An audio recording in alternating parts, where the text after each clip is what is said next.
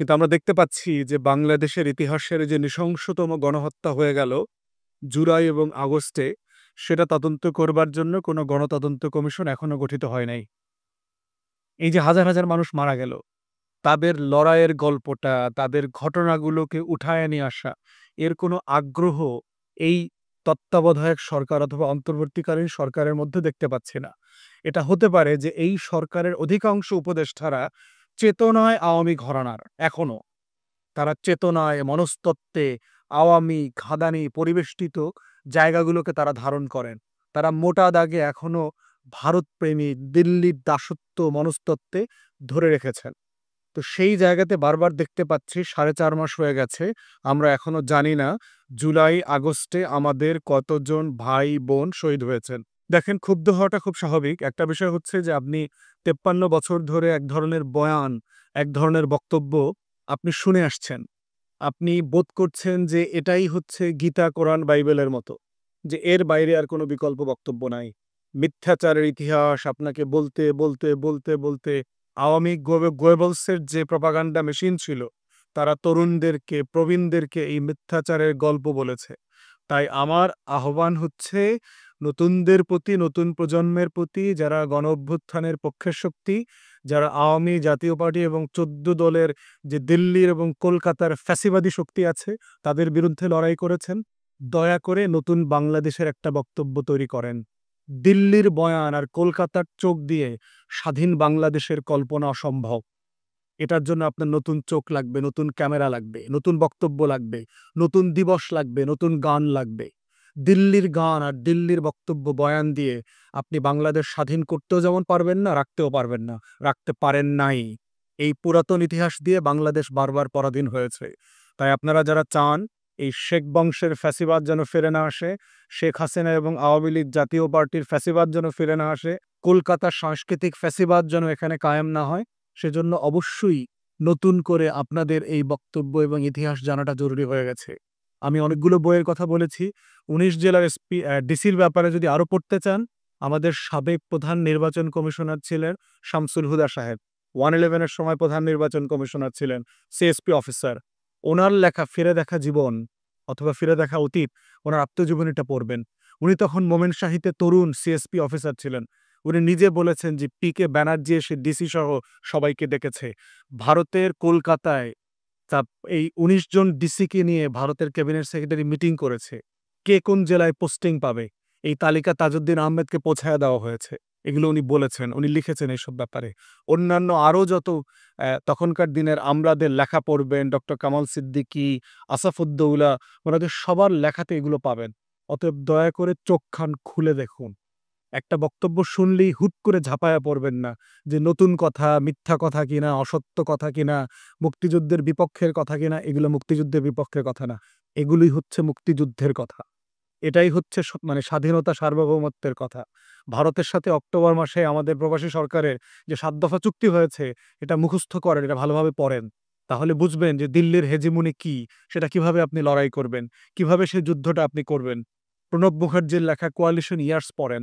যুদ্ধে জেতার প্রধানতম কৌশল হচ্ছে আপনার শত্রুকে ভালোভাবে চিনতে হবে, বুঝতে হবে, তার মনস্তত্ত্ব বুঝতে হবে। সে চিন্তা করবার আগে বুঝতে হবে সে কি চিন্তা করতে পারে। এটাই হচ্ছে নতুন বাংলাদেশের লড়াই। সোফার উপদেষ্টা মণ্ডলীর যে পারফরম্যান্স দেখতে পাচ্ছি, অধিকাংশ উপদেষ্টাদের পারফরম্যান্সে আসলে আমরা হ্যাপি না। একটা বড় বাস্তবতা হচ্ছে যাদের বয়স। অধিকাংশ উপদেষ্টার বয়স ৭০ এর উপরে, ৮০-র উপরে। তারা একটা বড় সংখ্যায় একটা বিশ্ববিদ্যালয় অথবা একটা ডিপার্টমেন্টের অংশ। তাদের একটা বড় সংখ্যা চট্টগ্রামের অংশ। একটা বড় সংখ্যা এনজিওতে কাজ করেছে। রাজনৈতিক কর্মী কিন্তু রাজনৈতিক দল করে না। এই ধরনের ২-৪ জন তরুণ মানুষকে আপনারা নেন ৪০-৫০ বয়সের ভিতরে, যাদের গায়ে শক্তি আছে, মাথায় ঘিলু আছে, যাদের তারুণ্যের উদ্দীপনা আছে, যাদের ভিতরে আইডিয়াজ আছে। প্রচণ্ড রকম রাজনৈতিক, কিন্তু রাজনৈতিক দল করে না। আমার অনুরোধ, এইবারে নতুন উপদেষ্টা নেবার ক্ষেত্রে এই ধরনের মানুষদেরকে আপনারা বাছাই করেন, যার টেকনিক্যাল নো হাউটা বোঝে, গভর্নেন্স বোঝে। আমরা এখন দেখতে পাচ্ছি অধিকাংশ উপদেষ্টা গভর্নেন্স বোঝেন না। আমলাতন্ত্রকে এখন পর্যন্ত নিয়ন্ত্রণ করা যায় নাই। পুলিশের উপরে আপনাদের নিয়ন্ত্রণ এখনো আসে নাই। যদিও পুলিশের রিসেন্ট অ্যাপয়েন্টমেন্টগুলো প্রফেশনালি ভালো হয়েছে এবং আমরা আশা করছি ওনারা অচিরেই এই নিয়ন্ত্রণটা আনবেন। আমলাতন্ত্র থেকে ৫০ থেকে ৬০% লোককে ছাঁটাই করা দরকার। সিনিয়র অফিসিয়াল যারা আছেন সচিব থেকে ৩৫ থেকে ৩৮ জন এখনো আওয়ামী লীগের দালাল, দোসর। হাসিনার অ্যাপয়েন্টিজরা এখনো রয়ে গেছে। অথচ আমরা দেখতে পাচ্ছি যারা বঞ্চিত ছিলেন, যারা ৪ মাস আগেও সিনিয়র অ্যাসিস্ট্যান্ট সেক্রেটারি থেকে প্রমোশন পান নাই, সেই মানুষগুলোকে সচিব করে দায়িত্ব দেওয়া হচ্ছে না। অথচ তারা যোগ্য, মেধাবী, টাফ, দৃঢ়চেতা মানুষ আছে। অতএব এই বিবেচনাগুলো মাথায় রেখে দয়া করে ভালো সিলেকশনটা করবেন। পলিটিক্যাল পার্টিজের সাথে যদি কনফিডেন্সিয়ালি আপনাদের মতামত চাওয়ার সুযোগ থাকে সেটাও করবেন। ভুল সিদ্ধান্ত নেবেন না। মুরব্বিদেরকে টেনে আনবেন না। পেনশনার, অবসরপ্রাপ্ত লোকদেরকে দিয়ে এই কাজ করা সম্ভব না। এটা বয়সের কারণে একটা বাস্তবতা আছে। অতএব সেই জায়গায় আমাদের অনুরোধ, পারফর্ম করবে ভালো, আমলাতন্ত্র ভালো বোঝে, এই ধরনের দুর্দান্ত মেধাবী, সুশাসন বোঝে ডেলিভার করতে পারবে, তরুণদের কনফিডেন্স আছে, এমন মানুষদেরকে আপনারা বাছাই করেন এবং তাদেরকে উপদেষ্টা মণ্ডলীতে দায়িত্ব দেন। অন্তর্বর্তীকালীন সরকার নেওয়ার পরে ৪টা গণহত্যার, মেজর গণহত্যার বিচারের দাবিতে আমরা ৪টা গণতদন্ত কমিশনের দাবি করেছি। স্যাডলি একটা কমিশন করেছে গুম খুনের ব্যাপারগুলো ইনভেস্টিগেট করবার জন্য। কিন্তু সেই কমিশনের ফরমেশন এবং তাদের কার্যপরিধি, যে কমিশনটা করা হয়েছে গুম খুন তদন্ত করবার জন্য, এবং সেটাকে আমি সাফিসিয়েন্টলি মনে করি না যে এটা কাজ করবার মতো। তো সেক্ষেত্রে আমি বারবার দাবি করেছি আমাদের তরফ থেকে যে এই গণতদন্ত কমিশনগুলো ওপেন তদন্ত কমিশন হওয়া দরকার। আমেরিকার কংগ্রেশনাল মডেলে যে মানুষ যেন মুখ খুলে, বুক খুলে, কান্নাকাটি করে এখানে তাদের গল্পের কথাটা বলতে পারে, যেটা বিটিভি এবং অন্যান্য গণমাধ্যমে লাইভ সম্প্রচারিত হবে। কিন্তু আমরা দেখতে পাচ্ছি যে বাংলাদেশের ইতিহাসের যে নৃশংসতম গণহত্যা হয়ে গেল জুলাই এবং আগস্টে, সেটা তদন্ত করবার জন্য কোনো গণতদন্ত কমিশন এখনো গঠিত হয় নাই। এই যে হাজার হাজার মানুষ মারা গেল, তাদের লড়াইয়ের গল্পটা, তাদের ঘটনাগুলোকে উঠায় নিয়ে আসা, এর কোনো আগ্রহ এই তত্ত্বাবধায়ক সরকার অথবা অন্তর্বর্তীকালীন সরকারের মধ্যে দেখতে পাচ্ছি না। এটা হতে পারে যে এই সরকারের অধিকাংশ উপদেষ্টারা চেতনায় আওয়ামী ঘরানার, এখনো তারা চেতনায়, মনস্তত্ত্বে আওয়ামী, ঘাদানি পরিবেষ্টিত জায়গাগুলোকে তারা ধারণ করেন। তারা মোটা দাগে এখনো ভারতপ্রেমিক, দিল্লির দাসত্ব মনস্তত্ত্বে ধরে রেখেছেন।